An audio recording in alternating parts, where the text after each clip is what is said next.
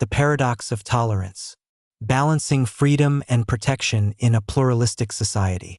The paradox of tolerance, a concept famously articulated by philosopher Karl Popper in his 1945 work, The Open Society and Its Enemies, addresses the challenge inherent in a tolerant society that must decide how to handle intolerant ideologies and actions. The core of this paradox is the question of whether a tolerant society should tolerate intolerance.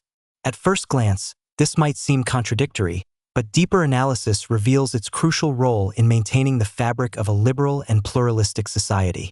Tolerance is a fundamental value in liberal democracies, advocating for the acceptance of diverse beliefs and practices. However, this very openness can be exploited by intolerant groups seeking to undermine and destroy the tolerant framework.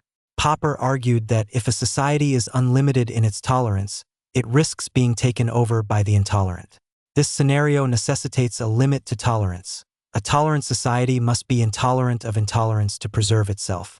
This idea is not about suppressing dissent or stifling free speech, but about recognizing and addressing threats to the foundational principles of a tolerant society. Intolerant ideologies often aim to eliminate the plurality of views, enforce conformity, and can lead to violence and oppression. When such ideologies are given free rein, they can dismantle the very system that allowed them to exist in the first place.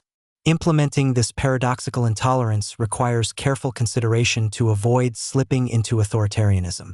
It involves distinguishing between mere disagreement and actions or speech that incite harm and violate the rights of others.